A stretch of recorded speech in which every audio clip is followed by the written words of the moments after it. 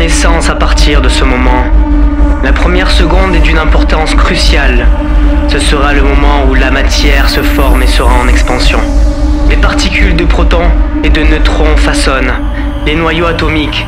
Leur composition d'hydrogène, d'hélium, de lithium donneront de belles gigantesques démuleuses. Des galaxies, des étoiles, des systèmes solaires, des planètes, des lunes, des astéroïdes formeront l'univers, le cosmos. Les étoiles naissent de la contraction d'un nuage de gaz et de poussière.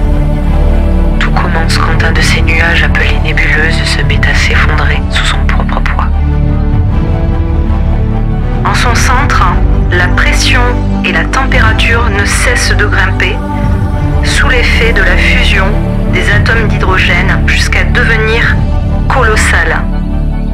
C'est dans cette poche de matière très chaude et très dense que vont s'allumer de nouvelles étoiles. Notre belle étoile sera notre soleil. Les galaxies sont formées de centaines de milliards d'étoiles, de planètes, de lunes. Elles naissent dans la violence et meurent dans une violence extrême. La Terre est située dans la galaxie de la Voie lactée. Elle est composée de milliards et de milliards d'étoiles.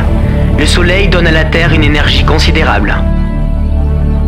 Toutes les galaxies sont différentes de par leur forme, soit faites de spirales tourbillonnantes ou de boules. Mais elles ont un point commun. Elles tournent autour d'une super étoile grâce à la gravitation.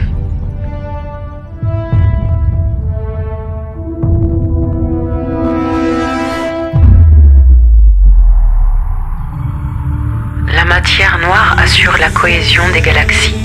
L'univers en est rempli. On ne peut ni la voir ni la détecter. C'est une véritable énigme à ce jour.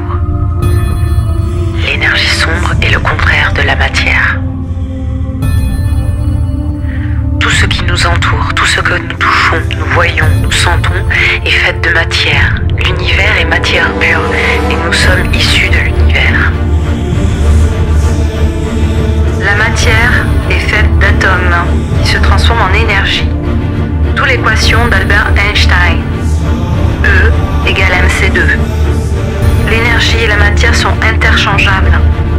Une bataille cosmique entre la matière et l'antimatière provoqua une formidable explosion nucléaire. Les planètes, les étoiles, les nébuleuses, les trous noirs, les magnétas, les quasars, les explosions gamma seront les conséquences de cette lutte démesurée entre la matière et l'antimatière. Comme tout combat, il y a eu un vainqueur, la matière, qui a donné naissance au cosmos.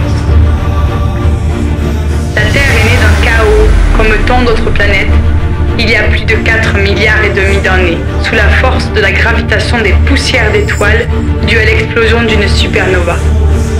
Les astéroïdes sont entrés en collision, formant un amas de roches en fusion. Les planètes s'assemblent au gré de la gravitation autour du Soleil et du facteur temps. Mais la Terre ne serait pas ce qu'elle est si d'autres planètes n'existaient pas. Elles ont pour nom Uranus, Mars, Vénus, Pluton, Mercure, dont Jupiter et Saturne auront un rôle décisif pour que la planète Terre soit à l'abri des attaques et de ces énormes roches.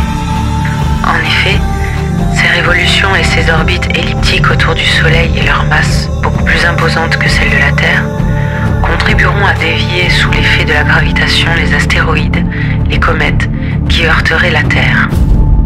La magnétosphère est un phénomène de champ magnétique qui entoure la Terre.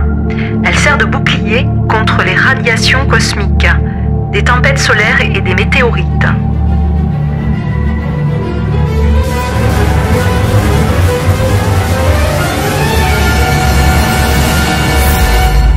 Une synchronisation parfaite, une position idéale autour du Soleil, ni trop chaude ni trop froide, et cette eau indispensable serait apportée par des impacts de protoplanètes. Voilà les conditions parfaites pour qu'apparaisse la vie. Ce processus durera des millions d'années, le temps nécessaire pour que l'excès de CO2, de méthane, soit expulsé. L'oxygène sera l'élément clé pour l'apparition d'une nouvelle ère.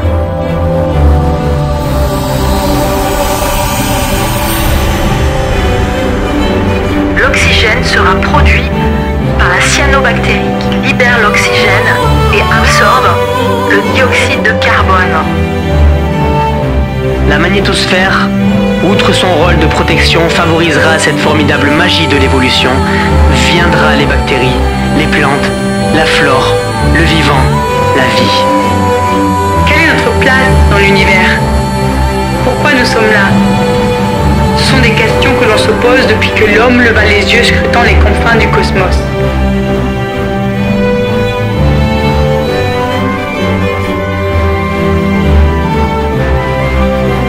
Pour chercher à le savoir, nous devons remonter le temps, tel un archéologue, étudier notre passé comme les lumières qui illuminent le ciel.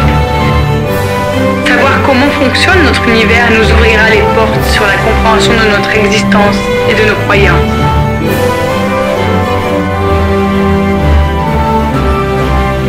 Tout ce qui est vivant ou non vivant est lié à la Terre.